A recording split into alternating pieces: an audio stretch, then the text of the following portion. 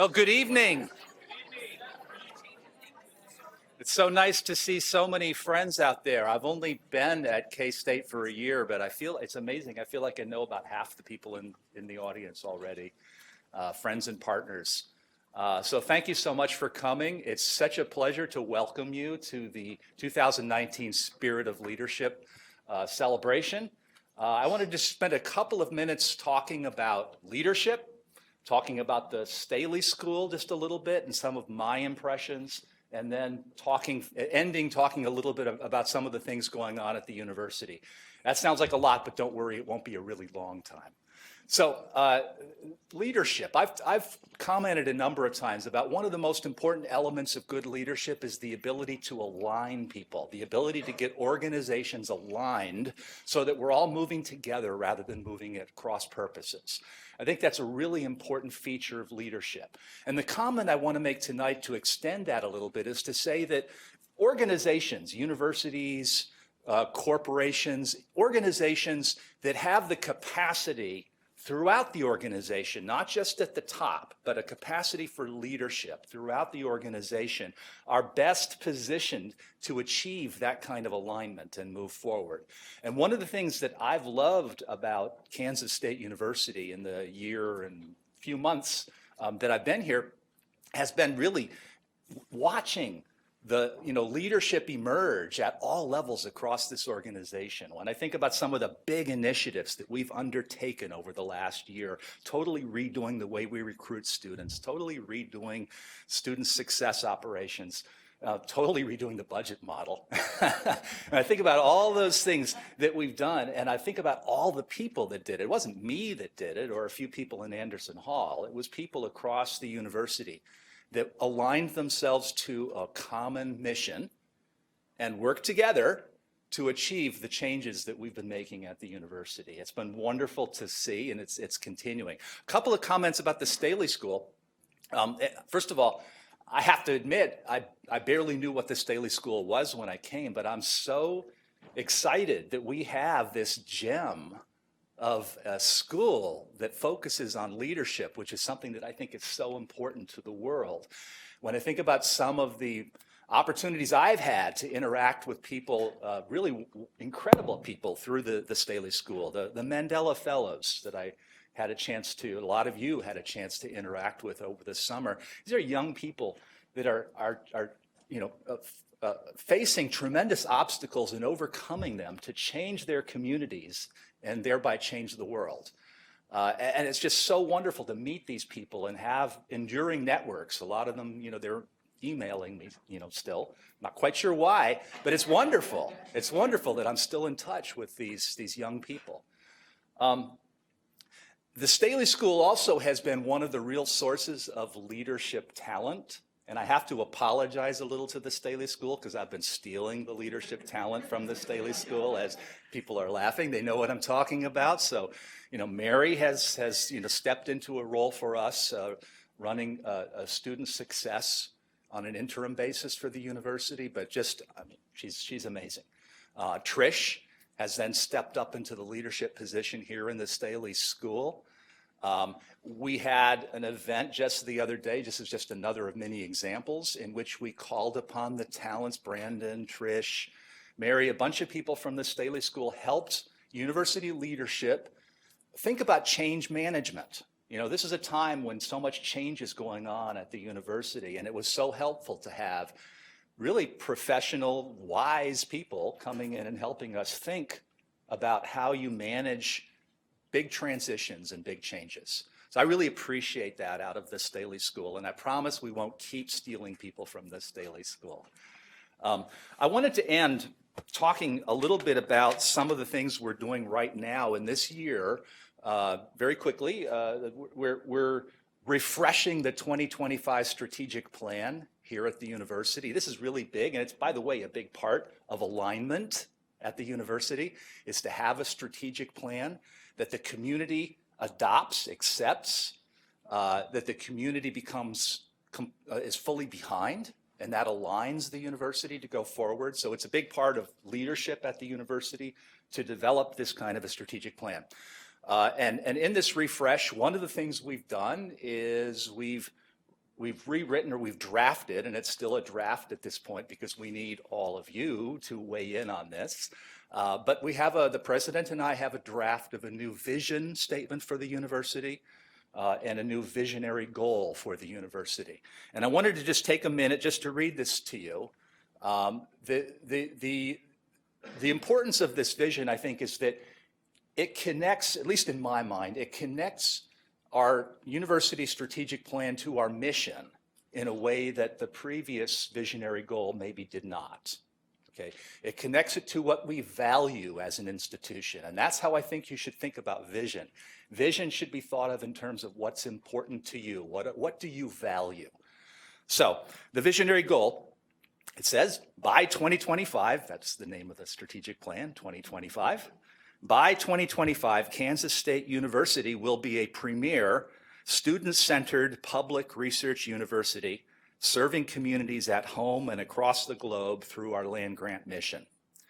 So the purpose of this visionary goal is to align the university in a way that will allow us to achieve our land-grant mission and serve the communities that we serve more effectively.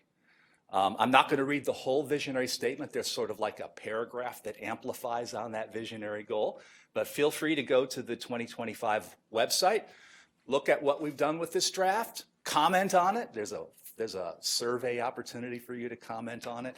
And I just want to end here with where I started.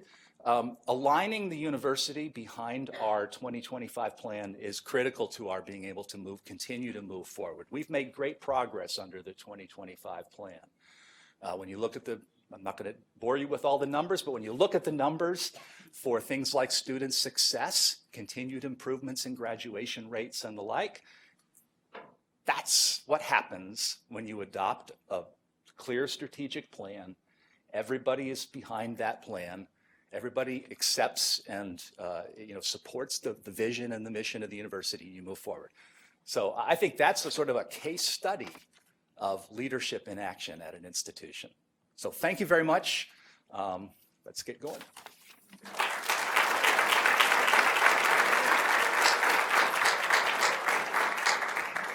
Thank you, Provost Tabor. I hope you all know just how special it is that we've got Provost Tabor here this evening and that we're as a university thinking about what that vision is and how we move K-State forward for the next 5 years, 10 years, 20 years, but how we serve Kansas, our region, our country, and our world. So now I get to do my formal duties. Are you ready? Welcome. We are truly so glad to have you back here with us this evening. So my name is Trish Gott, and I might be a familiar face to some of you, but I'm in an unfamiliar role to me. So tonight I serve as the Mistress of Ceremonies, as the Interim Director of the Staley School of Leadership Studies, while Mary Toller is serving as the Vice Provost, the Interim Vice Provost for Student Success. And Mary, I have to tell you, we are so glad you are here this evening, and we miss you.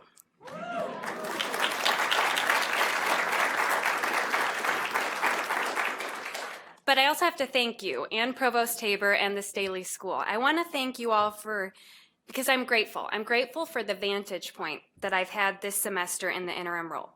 I knew a lot about what made Kansas State University such a special place to be, and in particular, what made Leadership Studies the dynamic organization that we all know and love. But this semester, I've seen this incredible university and this school in an entirely new light. So to welcome you all back this evening, I want to share a bit more about the observations I've made and, of course, give you an update of the good work that's happening here. So, Mary, while we have missed you, I hope you know that we have continued boldly forward in the vision and effort you helped us to design and encouraged us to advance.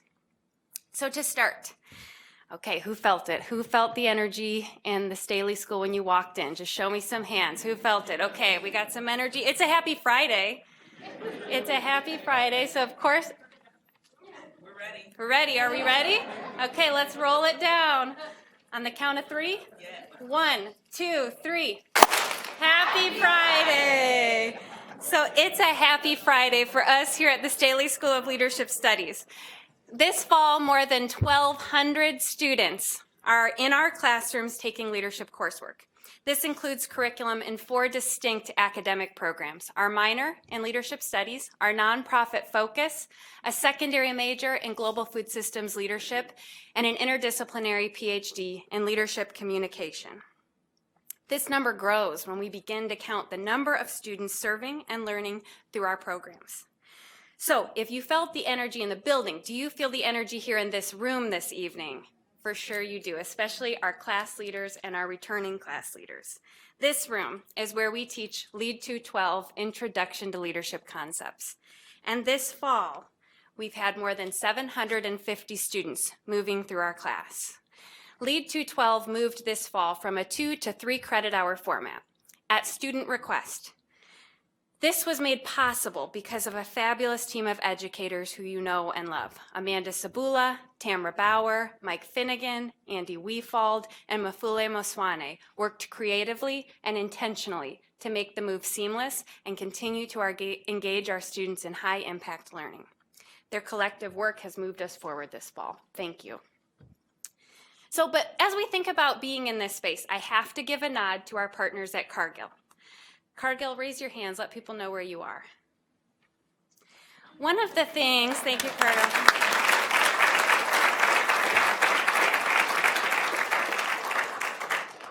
One of the things we've learned from working with you all is the power of a strong company culture. And Cargill has built that culture on many ideals: inclusion, diversity, and importantly here, safety. And so in the spirit of what Cargill has taught us at the Staley School, I want to take a minute to make sure people know where the exits in our room are. There are 2. It's not, giggle, but it's important. 2 behind me and 2 behind you. And if you need anything during the program, raise a hand or tap a neighbor and we'll make sure you get the support you need. So Cargill, beyond the culture you've helped us consider, you've invested.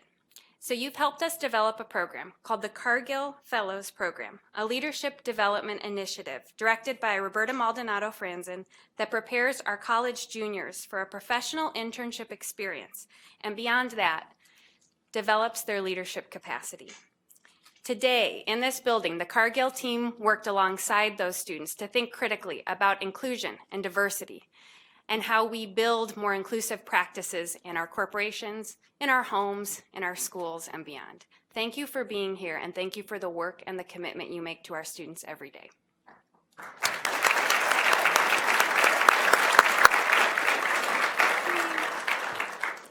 And of course, our Snyder Leadership Legacy Fellows are also thriving. This year, we welcomed Caitlin Long to the team to lead the program alongside program faculty like Mike Finnegan and Tamra Bauer, and we're proud to have Tori Burkhart serving as our new resident fellow. This program is a leadership development initiative that supports the transition from college to career for our seniors from across the university. Tonight, we are proud to have here Marcia Horning, who helped develop and establish the program, Frank Hernandez and his family, Coach Bill Snyder, for whom the program is named and whose legacy we hope to uplift, and Dylan Wilson and his family, all supporters of the Snyder Leadership Legacy Fellows program.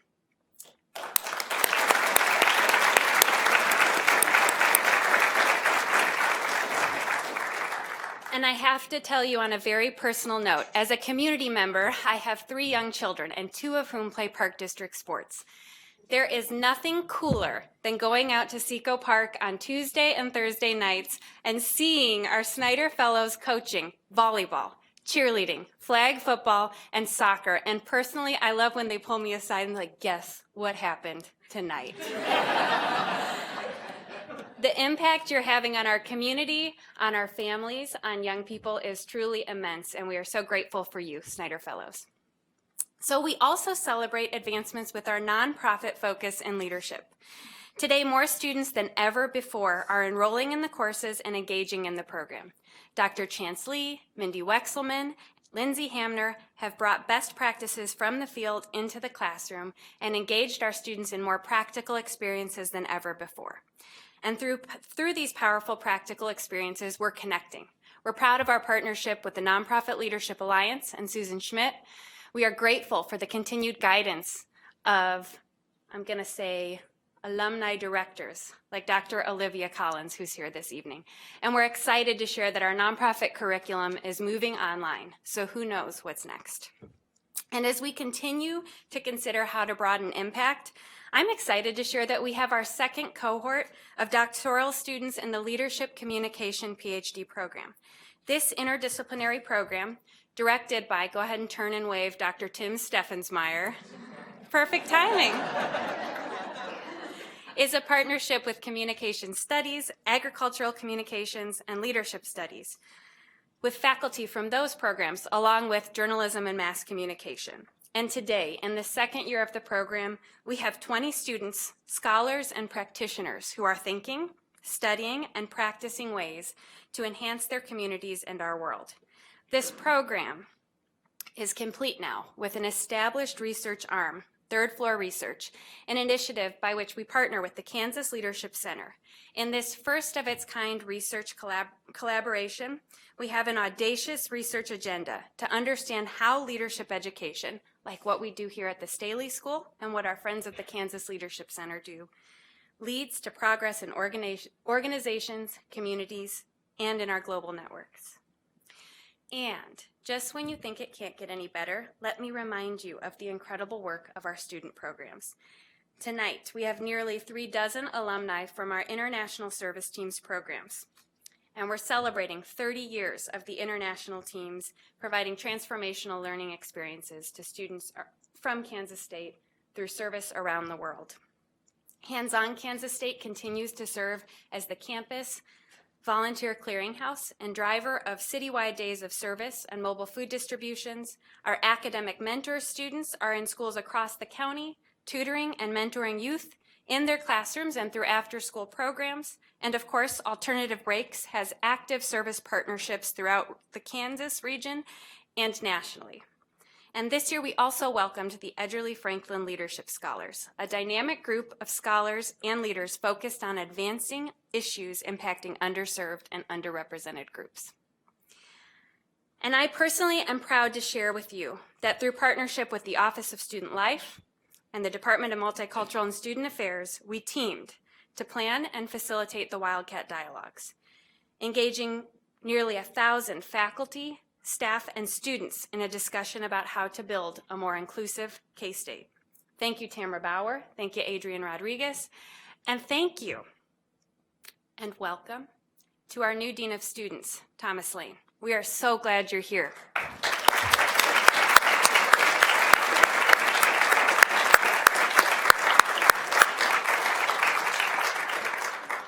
We as a Staley School, our students and alumni, are grateful for your partnership. So this is more than just an update. I hope you're getting that. This is a reminder. It's a reminder from your friends here at the Staley School of what matters most to us and why. And what matters most to me and why is more than just a powerful question that we ask you when you're in intro. It's now a lecture series that we provide at K-State in partnership with our academic colleges. And it's through this platform that we share what matters most from our faculty, our staff, and our administrators, and why to our K-State community. These lectures powerfully connect people, their purpose, and their work in a public forum. And it is in that spirit that we gather you here this evening. We love reconnecting with you and learning from you and bringing you back into the work that we do here at the Staley School. We love that. And so we're going to do that this evening. Tonight, you'll hear from Francisco Cardoza, a graduating senior who will share with you what matters most to him and why. You'll hear from Dr. Mary Kay Seifers, who directs the secondary major in global food systems leadership, about what matters most to her and why. You'll hear from our Michael C. Holen, leader in residence, who we are honoring for living his what matters most to him and why. And finally, you'll hear from Holland, who uses her voice, her words, and her music to share what matters most to her and why with the world. So tonight, welcome. And we hope you'll spend time with us considering your own answer to that question. What matters most to you and why? So let's start. We'll start with practice, like we always do here at the Leadership Studies building. What matters most to you and why? I bet we could get an idea if I figured out exactly why you came here this evening. So here's how we'll do this. You guys know this, right? Okay, get ready. You have options. You can make some noise, you can raise your hands, you can stand up as you're able. Whatever's right for you right now. If you're ready, I'm going to give you a charge, and you let me know if this is why you're here. Someone's here for this. So if you're here because you are an alumni of the Leadership Studies minor, go ahead, shout out, stand up, raise your hands, whatever you're able and willing. If you are a class leader, current or former, let us know. Woo! If you're a member, current or former, of the International Service Teams program, where's Shane Thorson? Woo! If you're a Cargill Fellow or a member of the Cargill team, let us know. If you are a Snyder Leadership Legacy Fellow or fan, let us know. If you're connected with our nonprofit focus, let us know. If you're part of the doctoral program in leadership communications, where are you? If you're family of a student or faculty member here this evening, let us know. Or another person. If you're faculty or staff at the Staley School or at Kansas State University, let us know. And if you are a friend of our Michael C. Holen, Leader in Residence, welcome and let us know.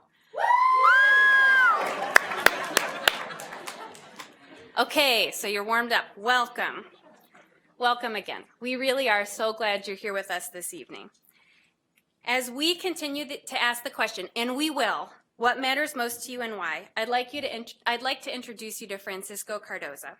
Francisco is a graduating senior, and for us, his impact, his effort, and his intentional work with the international service teams as a Cargill Fellow and as a class leader has been deeply meaningful, and he's going to share some of his reflections on what matters most to him and why.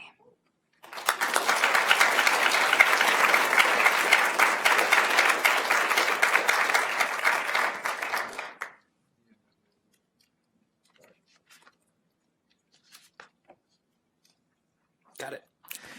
Hello, everybody. My name is Francisco Cardoza. Thank you for coming here tonight. So, today I have the opportunity to talk to you about why I have decided to stay in this building for my entire college career. And no, it's not only for Adina's that's great turkey pesto sandwich. And no, it's not only for how welcoming and warm this place feels. No, it's not only for the amazing staff and faculty that work here and come with an energy of caring for students and that is unmatched anywhere else on campus. All this is true, but I've stayed here because I wanted to become the best leader I could be. I saw the potential to grow as a leader here at the Staley School of Leadership Studies. My journey with leadership begins my senior year of high school. I was in National Honor Society at the time, and it was time for elections. The first position we were voting for was president. No one was stepping up, not even myself. Suddenly, I see everyone look at me for some reason. They all nominated me, and that is how I became president of NHS. This bright group of students saw something in me that I did not see in myself. I took this as an honor, and I wanted to do my best for them. But at the end of the year, I felt only like a face for the club. I was good at speaking to them, but I did not feel like I was leading them. This is a feeling I carried with me after I graduated and when it came to K-State. I found out that there was a leadership studies minor, and I almost did not choose this minor.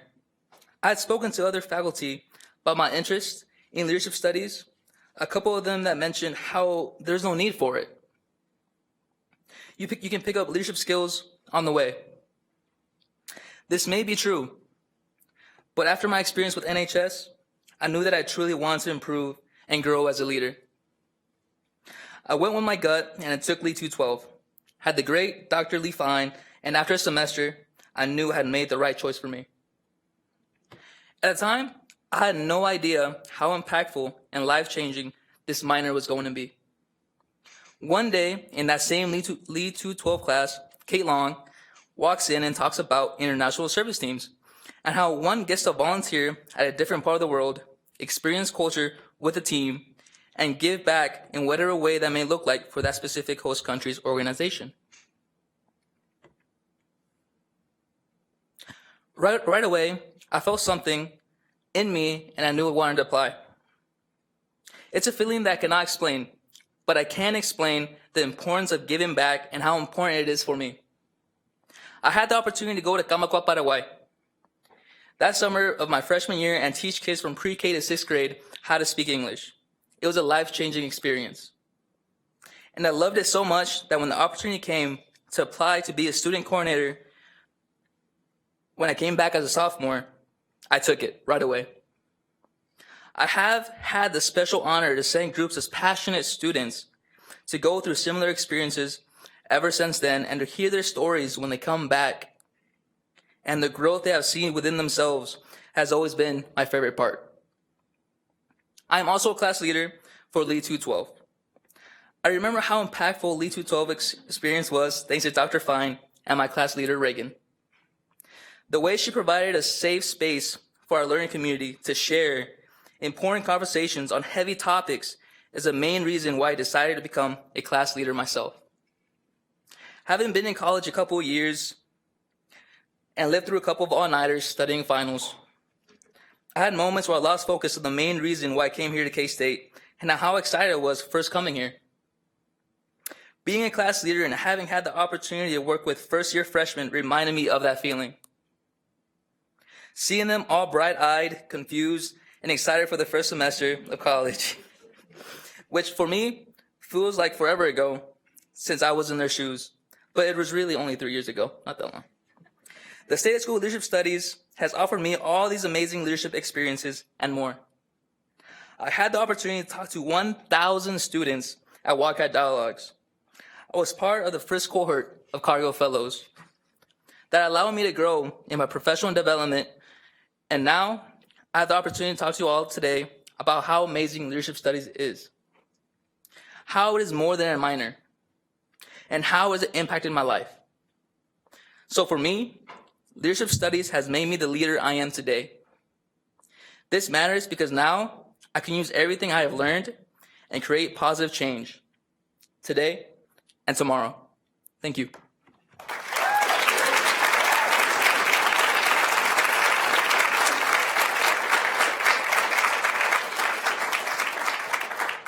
Thank you, Francisco. It has truly been our honor to work with you over the past 4 years. Francisco reminds us of some of the people and the places that have shaped our own development, and more importantly, what about those things shaped our development. So next, I want to introduce you to someone that I suspect many of you know, and a person who's probably shaped your development. Dr. Mary Kay Seifers is a professor of teaching who directs our secondary major in global food systems leadership in partnership with the College of Agriculture. And she's going to share what matters most to her and why. You all know that Mary Kay is a force, moving forward new strategic initiatives and partnerships for the Staley School.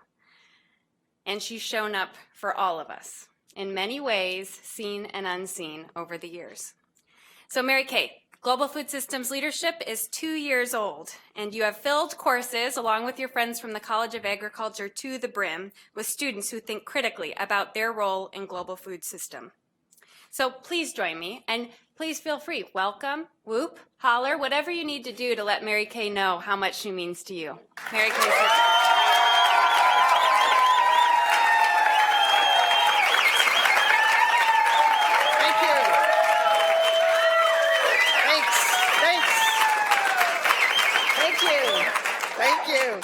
Thanks, everybody. Welcome.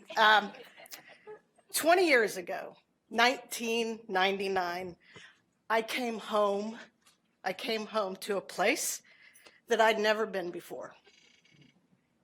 I came home to a space, I came home to people, and to a type of work where my soul thrived in ways that I could never have imagined. I came home and I found the courage to live my life authentically and with purpose. Now, we're familiar with the saying, home is where the heart is, but home is also where we are emotionally attached and where we feel safe to live a life of hope and love. So 20 years ago in 1999, now I know you students, some of you weren't born, so I don't want to hear that. Yeah, we're pointing at everybody. So in 1999, we were on the cusp of the new millennium. We feared our computer systems would crash because of Y2K, right? But in 1999, my life journey led me home to love. It led me.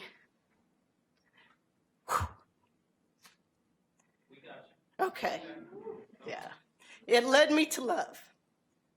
And she's sitting over there.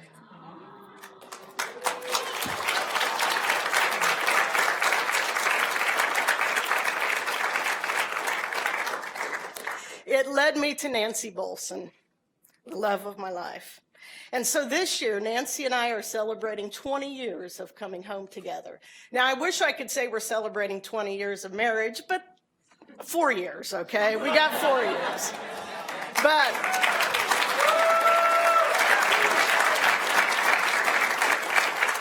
so happy 20th anniversary of coming home together, Nancy. So my journey of coming home to leadership studies also started 20 years ago in 1999. Ironically enough, I was a PhD student in animal science. Yes, my journey with leadership studies began at the same time that I was in the middle of a PhD in animal science, or more specifically, ruminant nutrition. Now, who all knows what a ruminant is? We got a few Cargill people. All right. Thank you, Cargill. Thank you. Kevin, you really do know what it... Okay. All right. All right. Biology major. Okay. Good. Good. So ruminants are cattle, sheep, goats, deer, anything that eats grass or forage. So in addition to ruminant nutrition, my specialty in that was an animal food called silage, which is a method of preserving forages by lowering the pH. So we have great lush grass or forage growing in the summer, spring, and fall, but we need to preserve that for winter, so we lower the pH. So that's what I studied, and it's similar to making pickles, right? Some of you have made pickles. You take a cucumber, you want to save it for later in the year, so you make it into a pickle. Well, that's what I was studying, only it was pickles for cows, basically.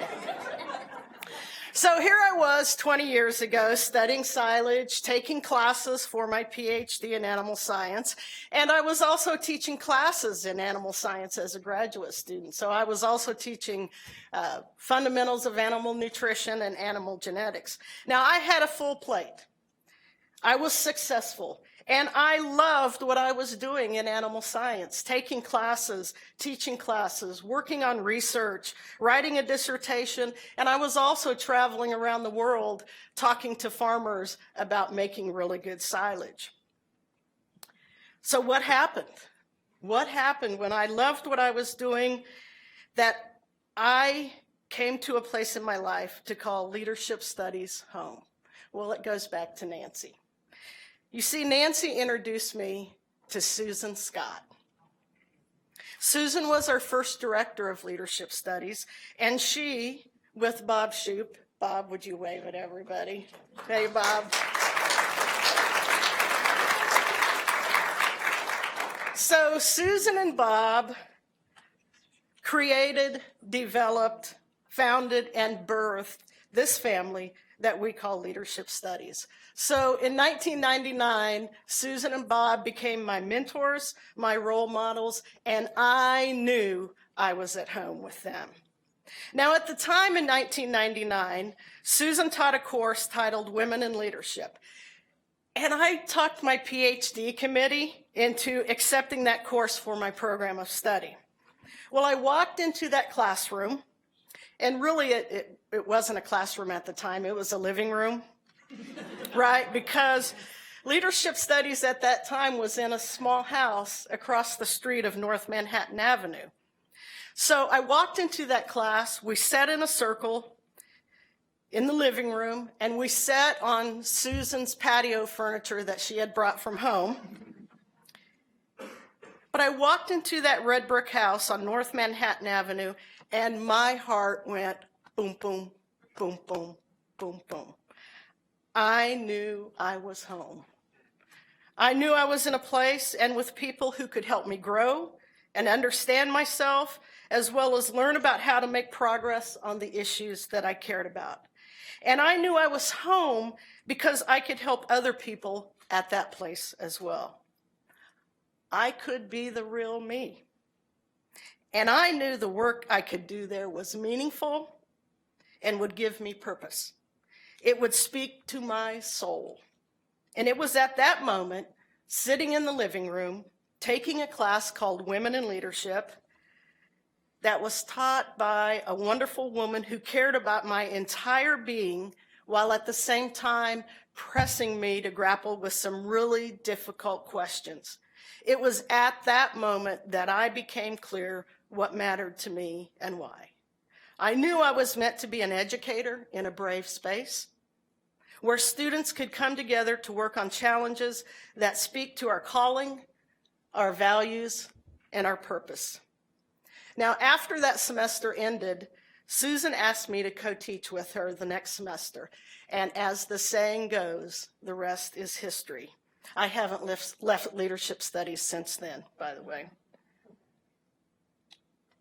So I completed my degree in animal science, and I immediately took a job with leadership studies.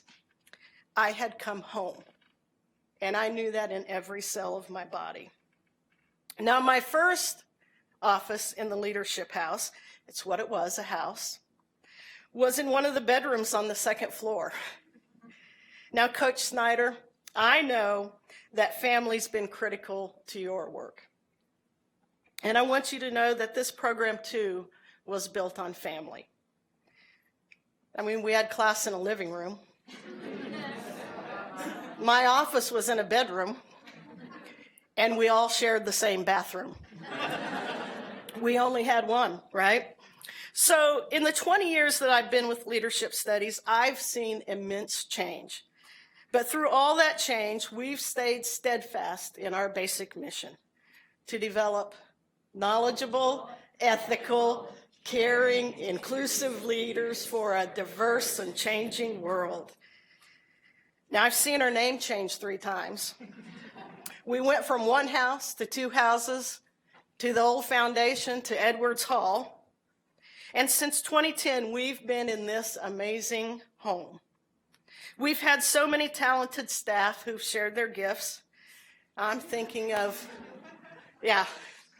we share a few other things too. But I'm thinking of Candy Hiranaka. Olivia Collins, I see you back there, Olivia. Wave, everybody. Olivia, there you go. Ata Karim, Heath Harding, Linda Batchelor, I know you're here somewhere, right back there. And Todd Wells. Is Todd here tonight? Okay. Just to name a few. We've had incredibly talented people. Now, with all that change, we might look different. Our surroundings might be different, but we still have the same values and drive. We're family, and we are still creating a home for any student that walks through our door. Now, in 1999, my 2 loves collided, agriculture and leadership. And I thought agriculture had been lost to leadership. But now I know that was just part of the path to lead us to the point for this beautiful secondary major in global food systems leadership. So GFSL, Global Food Systems Leadership, is an interdisciplinary effort with the College of Agriculture and the Staley School. My 2 loves, by the way. Sorry, Nancy, you're in there too. with the aim of preparing students to engage the wicked problems of feeding a growing population. So we create this space where students can think about food security and the systems that impact it, such as poverty, climate change, vulnerable populations, nutrition, food waste, and sustainability, just to name a few. Now, I get to work with students every day who want to contribute real change for the 800 million people on Earth who are malnourished. Now, I can't think of a higher calling than that. So what's changed for me in 20 years at the Staley School? Well, I have a little more gray hair. I've had 6 different offices, and now I'm back in agriculture. But the one thing that has not changed, every time I walk into the classroom, or every time I visit with a student in my office or the hallway, my heart goes pitter-patter, just like it did 20 years ago when I took Susan Scott's class. Thank you.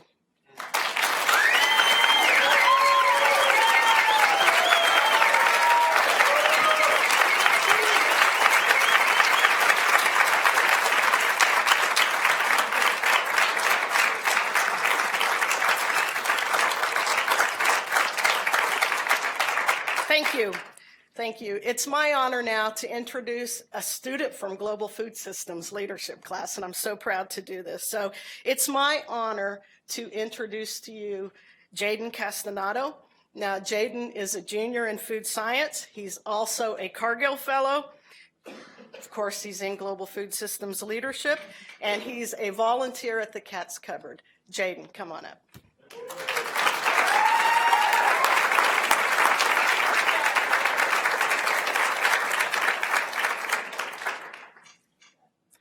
Thank you all for having me. It is now my honor to, on the behalf of the secondary major in Global Food Systems Leadership and the Staley School of Leadership Studies, to share with you about the Michael C. Holen Leader in Residence Award. The Michael C. Holen Leaders in Residence Award honors outstanding individuals who are exercising leadership in a range of organizational, professional, and civic settings.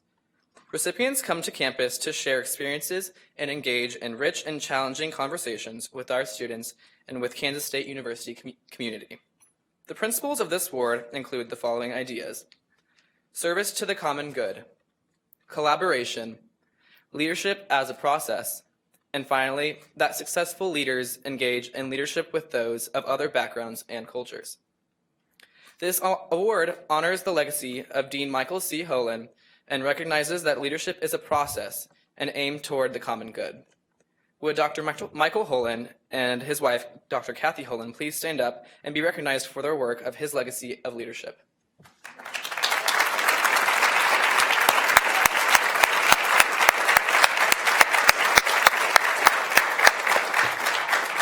Thank you. And if you look around this room, you may recognize also several other leaders in residence. We are in good company, indeed. At this time, I'd like to ask Dr. Mary Toller, the Interim Vice Provost for Student Success, to tell you more about our honoree, Max Finberg, our honor this year. Dr. Toller knows Max through the Truman Scholar community and has followed his career in public service. Dr. Toller.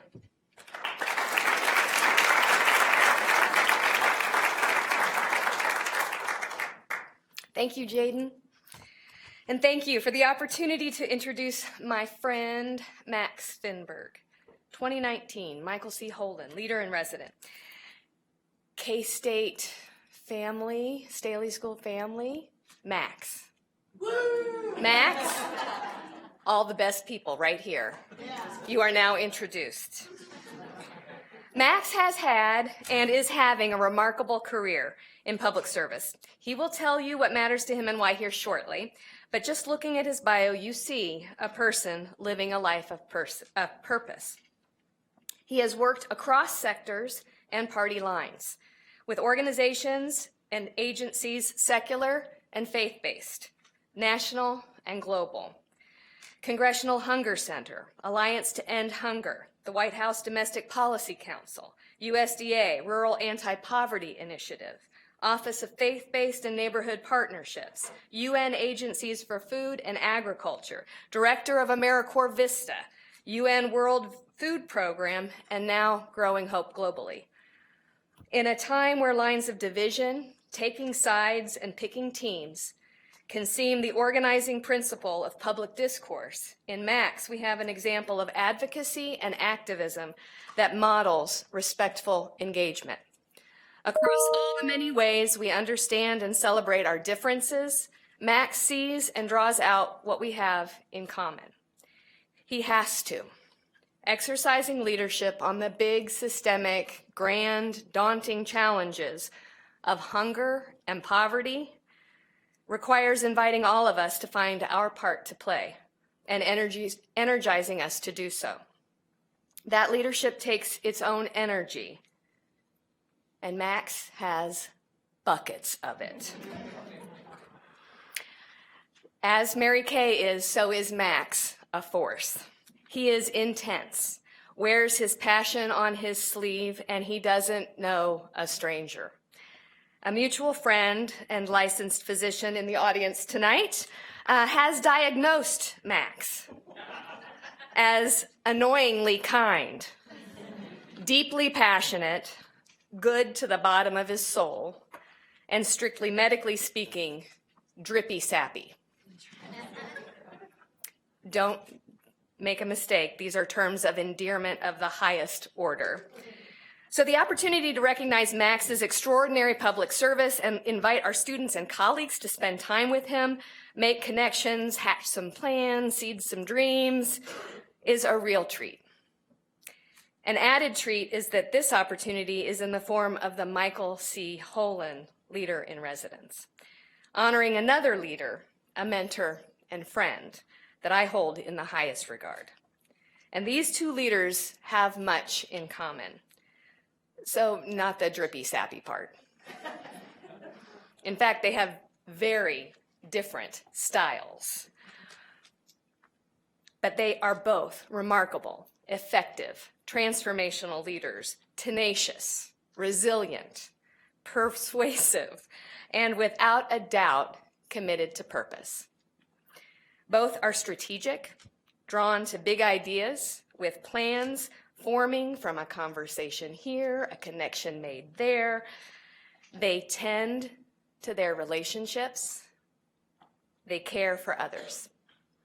They can both spin a yarn too, and I love me a good story. So tonight, in celebrating Max, we honor you both. As Jaden noted, Max is a Truman Scholar, and that's how I came to know him, these many years ago. Truman Scholars are selected for their potential for leadership and commitment to careers in public service. Max was selected as an undergraduate at Tufts. He went on to earn his divinity degree at Howard University. I already shared the impressive posts where he has served in government, nonprofit, crossing all the lines, and he consistently contributes also to the community of Truman Scholars.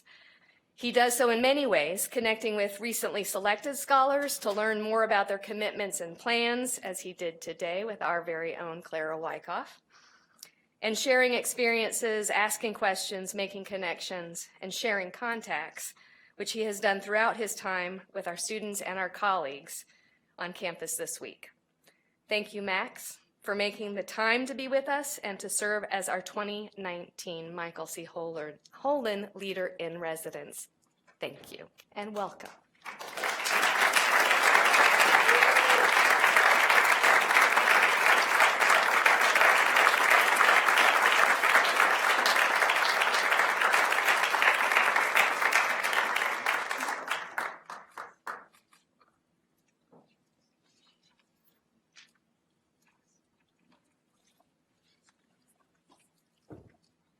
Wow. Of all of the introductions I have ever had in my life, that is the most recent. But seriously, if I'm sorry my parents aren't here. If my dad was here, he would be so proud, and my mom would actually believe it. So mom and dad couldn't be here, but I invited my cousin up from Lawrence, so Ethan is here. I have a bunch of thank yous. Mary, I have to say, your introduction to me is probably going to be longer than my speech. Thank you. You're allowed. Tricia, thank you for allowing her to convince you to select me and to be here and to having such a great team. Mary Kay, it's been an honor to have the scheming start. Andrea left. Andrea has made it possible for me to be here and the whole team that occupies this building. Thank you. I was born in Buffalo, raised in the Catskill Mountains, went to school in Maryland, in Massachusetts, and live in Maryland. I am as East Coast as you get. And I am blown away that I know 2 K-State former student body presidents and 2 former vice presidents. Tracy Mann, your former lieutenant governor, who I was with 2 nights ago, is out of town, couldn't be here, but I am thrilled that the doctor in the House, who does such a bad job with diagnoses, as we just heard, Dr. Kent Bradley is here, and I am thrilled. What matters to me boils down to who? That's Juana and her son Andres. I met them in February. They live in the highlands of western Guatemala in what's called the Northern Triangle. Guatemala has the highest child malnutrition rates in the entire Western Hemisphere. And 1 out of every 2 kids is malnourished. In the Western Highlands, it's almost 2 out of 3. But Andres isn't, because his mom benefits from the Guatemalan Council of Churches program that Church World Service runs that gets funding from Growing Hope globally. That connection, those links in the food chain, mean that Andres has a future. He's not going to be stunted. He'll be able to grow tall. His brain is going to develop so that he's maybe able to go to school and learn. So it's not what matters to me, it's who. And as was mentioned, I have the privilege of directing a faith-based nonprofit called Growing Hope Globally that connects people who care from places like McPherson and Inman and Atchison and Bucyrus. And we even have folks from the other side of the state line, where my wife is from. So one of my bosses, one of our board of directors is here. Jeff Anderson, a proud K-State alum, is back in the house. We work with farmers and their churches and communities here in Kansas and around the country to help and support and serve farmers like Juana and her communities around the country. We have about 160 of these different community growing projects that support more than 44 programs in 24 countries around the world. Hunger, as Mary Kay touched on just a little, is a wicked problem. And I use wicked in both senses.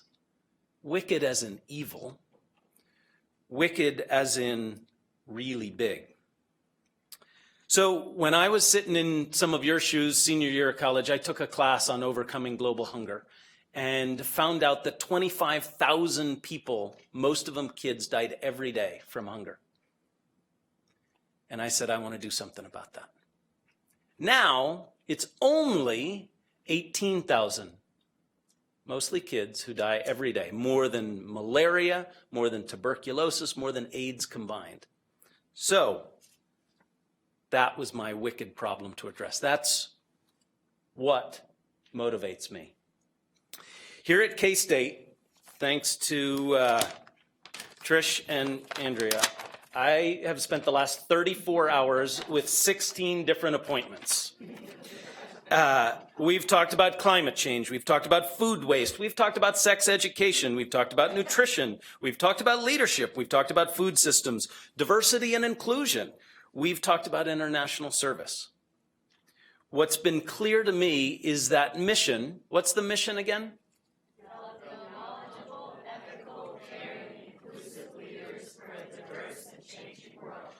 Yeah. This is the only classroom in the building that doesn't have it written on the walls for those of us who haven't memorized it. So the developing is, who are the English majors? What tense is that? It's still happening. There you go, but it still worked. So in that honor, I am thrilled that a seed planted last night at the wine dive, watered a little today with Mary Kay over lunch at the Call Hall Dairy Bar, and with a wonderful and hearty yes from Holland and Dylan, I am excited to announce, in partnership with Global Food Systems Leadership, the Staley School, and Growing Hope Globally, we got a contest. We have a video contest, details to be announced, that will have the K-State community writ large develop a video on the challenges of the global food system. How folks here in Kansas and around the country can help those folks overseas. It will have a soundtrack that you're about to hear. It will have 2 categories. One will be a juried best video. 4 of the 5 jury members are here in the front row with Holland and Dylan, Mary Kay and Tricia. The 5th is my colleague who lives in Kansas City but is in Iowa right now. And the second category will be popular choice.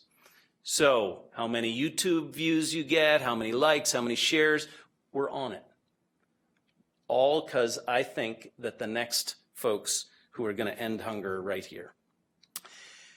I am standing between you and dinner. And as somebody committed to ending hunger, that's a really bad place to be.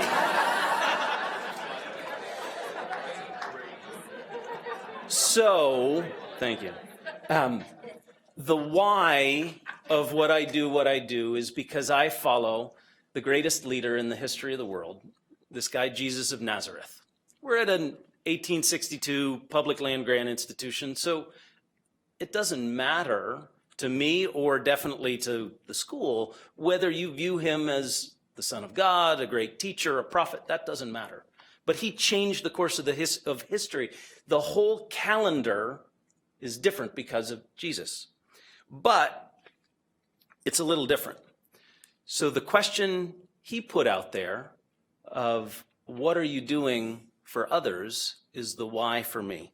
So I'm going to wrap up. I have a challenge of leadership that happens to have 3 C's attached. The first is community. The second is cause. And the third, a little stretch, is coming up. It's the next generation. So when Mary and I met in the summer of 1990, across the river in William Jewell College for the Truman Scholar Leadership Week, I was asked to give a speech. My parents couldn't be there. They still live. I grew up in a small town of 800 folks in upstate New York, and they were helping to lead Kids Kingdom, the community effort to build a playground for those kids. So they couldn't be there. But that showed me, I knew they loved me, but they weren't there because they were putting community first. Second is the cause. For me, it's hunger. For you, it might be something else. It might be educating the next generation. It might be creating a new nonprofit to serve kids here in Riley County. find that cause.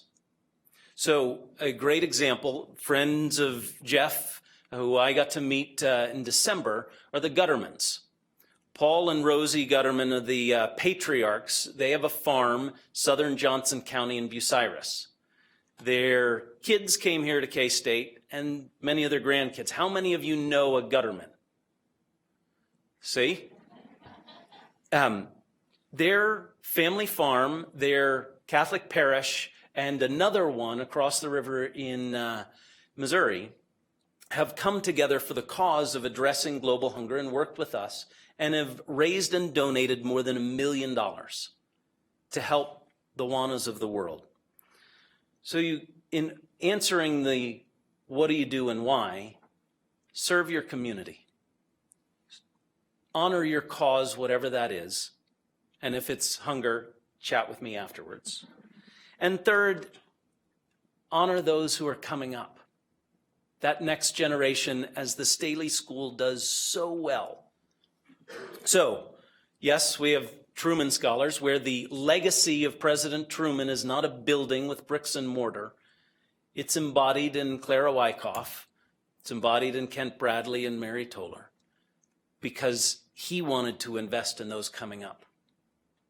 Coach Snyder, your name is attached to those who are coming up, and others help make that possible because they're willing to invest in that next generation. Cargill's doing that same thing. What's neat is those of you in this room who have long since graduated or don't know when that time was, have come back because you want to serve others, whether that's in your community, whether that's for a cause, or whether that's the next generation coming up. If you can't answer those questions, let the folks here at the Staley School help you. Thank you very much.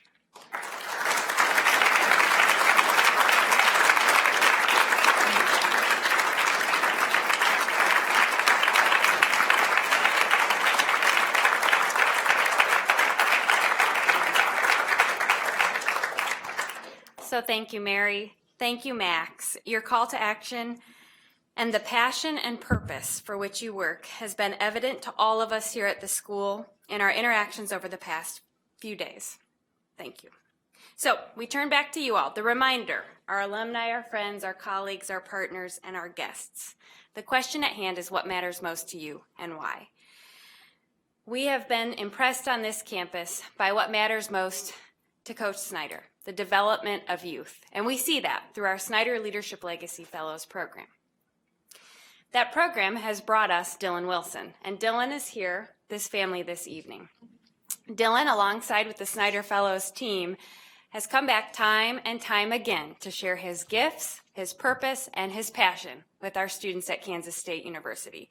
So it wasn't a surprise when he said, hey, I think I've got something. Dylan's profound sense of purpose brings our final guest here this evening, Holland.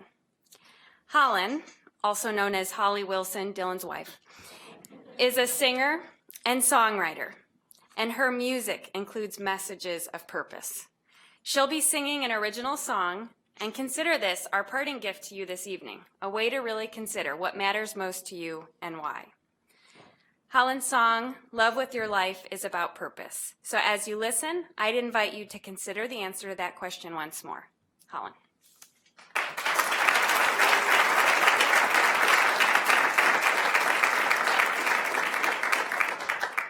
Hi, everybody. Very nice introduction. Everyone's getting nice introductions today. My name's Holly Wilson, and today I'm just going to be playing a song that is normally super upbeat, but as you can see, I have a piano, so I thought I would strip it down for you.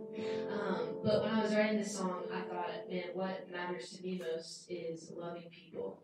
And every room that I walk into, I want to be able to remind people that love is really what we're all after and what everybody connects with and what we need most. And so to me, I've always fought comparison, especially as an artist. So having to fight that and not not look to the left or the right and what people may say or what they may think, but to just live out my purpose and my calling to the best of my ability. And so that's what this song is about, and ultimately loving people with how I live my life. So yeah, here we go.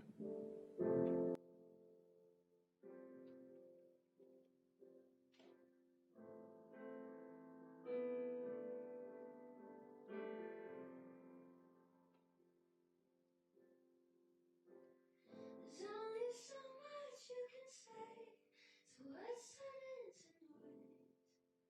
We go round and round, but people we were meant to place a life that's beautiful. And we got so much more to give. Don't look to the left or right. You know the future's worth the fight.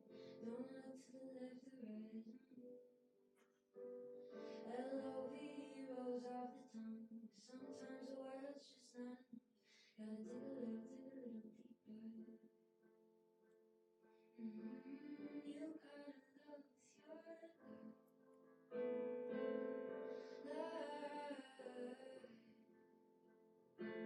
You gotta love with your life.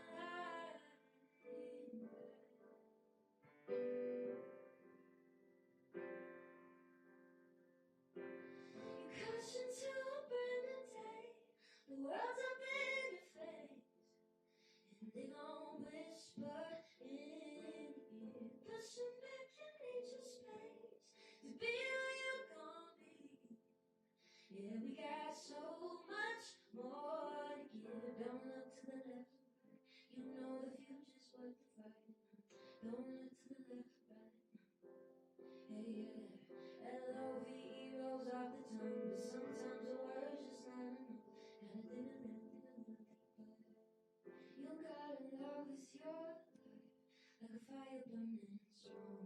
So the night is come and gone. There's a hope that lives in you. You gotta love with your life, like a warrior fight. Lay it on the line if you wanna see a change. You gotta love with your life, like a fire burning strong. Till the night is come and gone. There's a hope that lives in you. You gotta love with your life, like a warrior fight. Lay it on the line. If you wanna see a change, you gotta love with your life.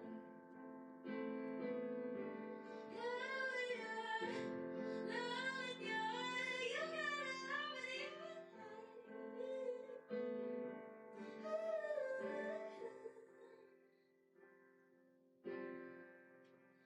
Don't look to the left or right. You know the future's worth the fight. Don't look to the left or right. Love with your life. Don't look to the left or right. You know the future's worth the fight. You gotta love with your life.